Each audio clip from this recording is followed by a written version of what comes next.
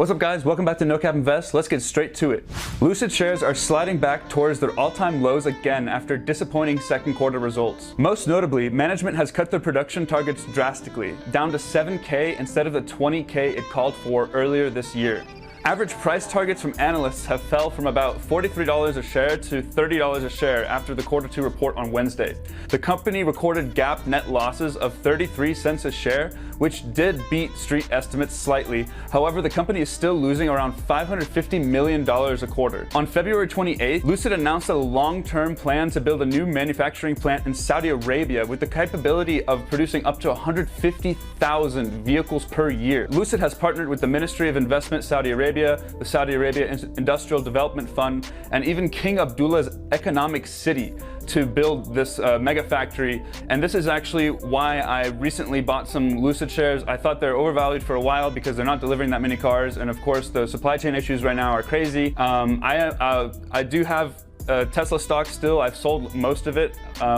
However, I'm recently now getting into Lucid, just barely getting into it, buying a few shares. I drive a Tesla and I've seen the Lucids and they are way ahead of Tesla in terms of like the quality. In terms of creating like the best electric car, Lucid is essentially, in my opinion, like doing it already. And once they get this mega factory up in Saudi Arabia, it's going to be a game changer. So it could be a long-term hold for some profits, but either way, I really like Lucid and what they're doing. Next, we have Credit Suisse reporting its quarter two earnings, which turned out to be way worse than many expected, with accounts deep in the red. Poor revenues in the investment banking division, along with a massive 1 billion Swiss franc fine regarding major litigation provisions, had led the company to see its own year of the five emperors, with several CEOs being swapped out in the last few years. What is promising though is that the new CEO has announced sweeping cost-cutting measures which will result in thousands of jobs being cut over the next few years.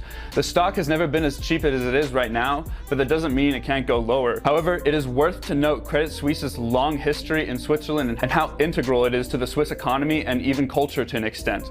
Like Equinor or BHP, Credit Suisse is so vital to the Swiss economy that it's almost hard to imagine Switzerland as a nation state without the existence of Credit Suisse. So I am an investor in Equinor and BHP because, like Credit Suisse, Equinor is the state sovereign wealth fund of Norway, and it's a huge energy company and also renewable energy company. And then BHP is the largest company in Australia, and it is a mining giant. I really like when I see companies kind of allied with governments in this way, it's similar to the US defense industry or defense contractors like Lockheed Martin and Northrop Grumman and Raytheon, and even like the chip plays right now.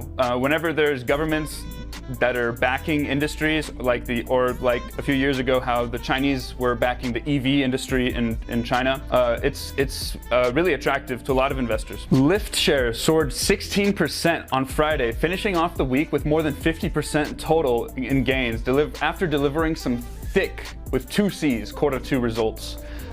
They weren't like crazy, but they were pretty good in some respects. So Lyft earned an adjusted 13 cents per share on $990 million in revenue, aided by a recovery in active riders.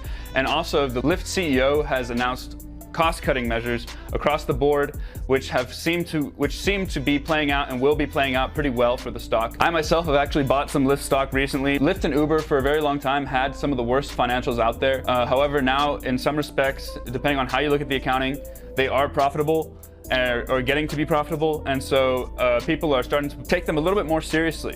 Thanks for watching, guys. This has been No Cap Invest. Subscribe if you want to see more of this. We're going to be posting lots more news videos, tutorials, stocks, crypto, all that stuff. Have a good day. See you next time.